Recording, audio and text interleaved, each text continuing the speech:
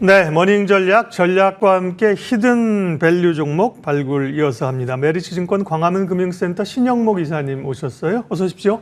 안녕하십니까. 오늘 신 이사님하고 주제를 보니까 AI 바이오 쪽이 키워드가 올라와 있는데 상당히 관심이 있습니다. 그 전에 일단 시장 보면 관세 리스크가 상당히 제거되고 미국도 뭐 S&P 500이 연초 플러스로 돌아서고 관세 부과 4월 이전의 수준은 다 올라왔잖아요. 그래서 추가적인 업사이드가 있을까? 또 변동성이 언제 나타날 수 있을까? 이런 우려도 살짝 있어요. 네, 시장 전망 전략부터 좀 말씀해 주세요.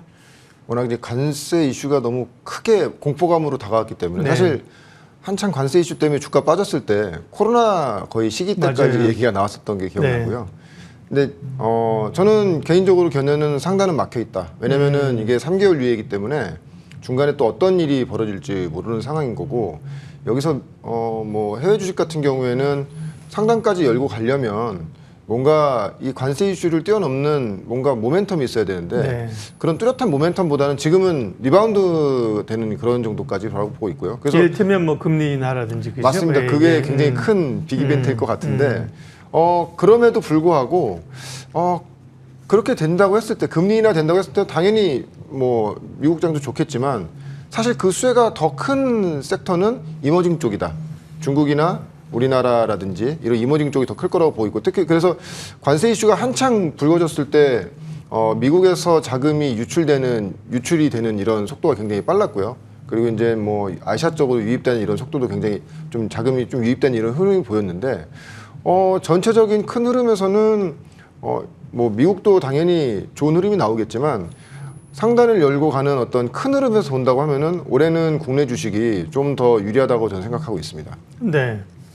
자, 오늘 섹터 이슈 종목 이야기 하겠습니다.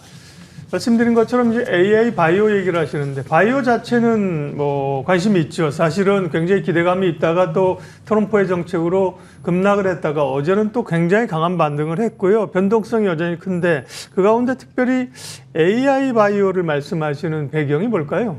왜냐하면 지금 트럼프 행정부가 네. 어떻게 됐건 간에 미국의 내 약가가 전 세계에서 가장 비싸거든요. 네. 전 세계에 차지하는 인구 비중이 별로 되지 않는데 어디 보고서를 봤더니 그 약가로 쓰이는 거는 뭐 한 80% 이상이 미국에서 발생될 정도로 굉장히 고가. 그러니까 우리나라에서 쓰고 있는 약이 해외로 미국으로 가면 뭐 5배에서 10배 받는. 물론 네.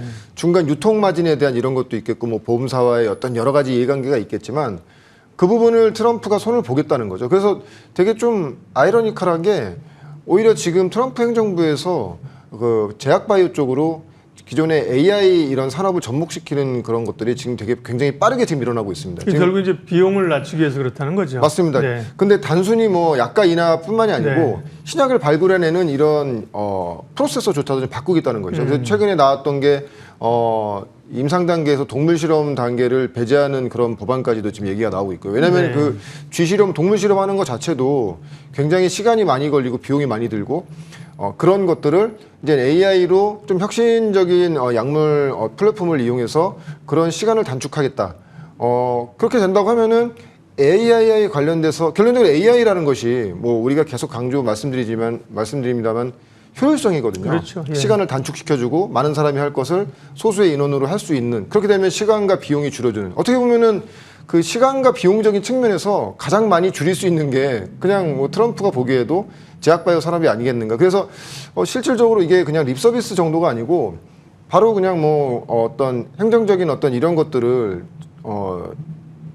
지금 진행시키고 있지 않습니까? 그래서 최근에 그래서 보면 우리나라도 이제 관련돼서 뭐 신약 관련된 뭐 또 수혜주와 피해주 이렇게 나오고 있기도 하고, 어떻게 되면 이렇게 된다고 하면은 빅파마 입장에서 부담되는 건 맞겠죠. 왜냐하면 그 동안에 어떤 약에 대해 신약에 대해서 비싸게 약가를 책정한 가장 큰 이유가 신약을 하나 만들기도 힘들고 비용도 많이 들고 시간도 많이 들기 때문에 판매 단가 자체가 어떻게 보면은 그 글로벌 빅파마의 어떤 그런 딱 정부의 그런 게 없이 글로벌 빅파마의 어떤 요구대로 다 맞춰져 있다고 한다면, 이제 만약에 이런 혁신적인 AI 산업을 도입함으로 인해서 그 비용과 시간을 줄인다고 하면은 약가 인하에도 충분히 반영될 수 있는 그런 흐름이기 때문에, 그래서 되게 지금 적극적인 것 같고요. 그래서 아마 이런 흐름들이 미국에서 시작됐지만 글로벌리하게 이제 퍼져나갈 거라고 생각하고 있고 그렇게 된다고 하면은 우리나라에도 어떤 뭐 신약 관련 플랫폼이라든지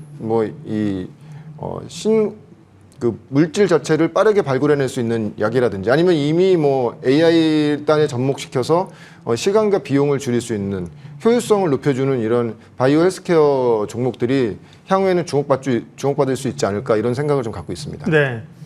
FDA가 6월 말까지 모든 부서에 AI를 도입하고 통합한다. 이런 얘기도 있고요. 말씀하신 것처럼 신약 승인 절차 간소화한다. AI를 통해서 결국은 이제 비용을 줄이겠다는 이런 뉴스들과 함께 바이오 쪽에서도 AI를 주목해야 되는 배경을 설명을 해주셨습니다.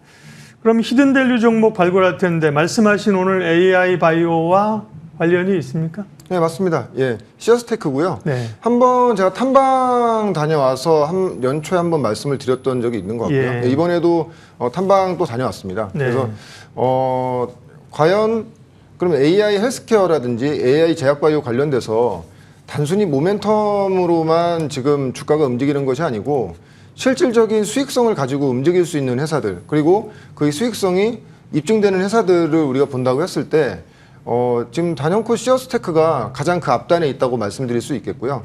특히 이제 뭐 자료 화면 뭐 보시면 아시겠지만 시어스테크 같은 경우에는 두 가지 큰 사업 구간이 있습니다. 하나는 지금 보시고 있는 모비케어. 이거는 이제 심전도 분석을 하는 거고요. 주로 네. 이제 종합병원이나 건강검진센터에서 왼쪽 게 이제 기존에 이제 부정맥을 잡는 홀터기라는 건데 가격도 비싸고 저걸 차고 이제 하루 동안 이제 돌아다녀야 되는데 근데 사실은 저 홀터기 자체가 비싸기 때문에 검진센터라든지 병원에서 저걸 채용을 좀 안 하죠. 왜냐면 한 300만 원에서 400만 원 정도 되는 기기를 사실 이제 사놓고 그 단가를 뽑기 위해서는 많은 사람한테 써야 되는데 네. 그게 그게 잘 안 나온다는 거죠. 근데 오른쪽에 보시면 이제 시어스테크의 모비케어 제품인데 되게 간단하네요. 네, 그렇습니다. 예, 굉장히 간단하고요. 네. 특히 장기 추적이 가능하기 때문에 그리고 이걸 착용하는 분들도 생활에 큰 불편은 없이 할 수 있기 때문에 병원 특히나 무엇보다도 기존의 홀터기에 비했을 때 단가가 굉장히 쌉니다. 거의 뭐 한 20-30분의 1 정도로 쌀 네. 정도로 예, 그렇게 된다고 하면은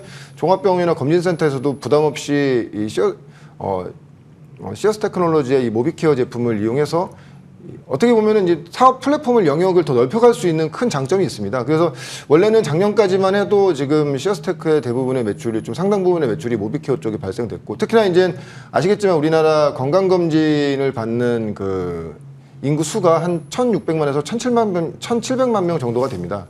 그 시장을 지금 타겟팅하고 들어가고 있기 때문에 근데 뭐 건강검진 받아보시는 분들 아시겠지만 부정맥이라든지 심전도 검사 관련돼서 이게 심도 깊게 받아보시진 않으셨을 거예요. 근데 이 기기 자체가 간소화됐기 때문에 그리고 원격으로 진료가 가능하기 때문에 향후에는 이거에 대한 어떤 체험 건수가 늘어난다고 볼 수 있고 근데 이 모비케어 같은 경우에는 계절적인 좀 특수성이 있습니다. 다들 아시겠지만 우리가 건강검진을 뒤로 미루다가 이제 연말에 많이 받지 않습니까? 그렇죠. 임박해서 받죠. 맞습니다. 그래서 작년에 매출을 보면은 이제 4분기에 굉장히 매출이 좋았고 그래서 예. 시어스테크의 전체적인 매출에 대한 어떤 큰 흐름이 1분기 상반기가 약하고 하반기로 가면 갈수록 좋은 흐름이 있고요. 그래서 이게 첫 번째 사업 구조. 제가 이제 첫 번째 시간에도 뭐 말씀드린 거 다시 또 반복드리자면 그 다음에 우리가 볼 게 싱크입니다. 싱크는 입원 환자를 모니터링하는 이런 서비스고요. 그러니까 기존에 보면은 입원 환자를 모니터링하기 위해서는 병원 이렇게 많이 가보신 분들 아시겠지만은 한 8시간마다 간호사들이 돌아다니면서 뭐 여러 가지 뭐 혈액 검사라든지 여러 가지 뭐 심박이라든지 혈압이라든지 그리고 뭐 산소 포화도 같은 것들을 계속 체크를 하면서 환자 상태를 체크하는데 싱크 같은 경우에는 그럴 필요가 없는 거죠. 그 중앙에서 플랫폼화 됐기 때문에 중앙에서 그거를 환자에 대한 이 상태를 자동으로 모니터링 해주기 때문에 어떻게 보면은 그 의료 공백기에서 어떤 간호사들의 어떤 이 일손을 줄여줄 수가 있고요. 네. 근데 굉장히 주목할 것이 뭐냐면 지금 1분기 실적이 굉장히 좀 우리가 눈여겨봐야 된다. 왜냐하면 아까도 말씀드렸다시피 1분기가 굉장히 비수기임에도 불구하고 지금 싱크의 매출이 원래 1분기는 전체 예상 매출이 한 25억 정도에서 한 30억 정도를 예상했는데 지금 40억 이상이 나왔거든요. 특히 그 중에서 싱크의 어떤 매출액이 35억 정도, 30억 이상을 넘은 상태. 근데 작년에 동기간 같은 분기에는 한 1억도 안 되는 이런 수준이었어요. 그러니까 이제 막 침투한 이런 시기였는데 싱크의 어떤 매출의 어떤 그 가시성이 올해부터 본격적으로 이루어진다. 그래서 가장 오른쪽에 있는 게 우리나라의 전체 병상수, 종합병원부터 중소형 병원의 모든 총 종합 병상수가 한 70만 개 정도가 되는데 이제 여기에 0.5%도 안 되는 수준으로 이제 침투가 된 것이고요. 화면 다시 보시면 아시겠지만 올해는 한 100여 개 병원에 들어갈 거로 예상하고 있고 내년도에는 한 3,000개 정도까지 예상되고 있는데 병원마다 대략적으로 병상수가 한 50개에서 200개 정도를 예상한다고 봤을 때 올해부터 이 싱크의 어떤 성장세가 굉장히 가파르게 올라가고 있다라고 말씀드릴 수 있겠고 특히 이 싱크의 가장 큰 장점은 뭐냐면 락인 효과가 있다는 겁니다.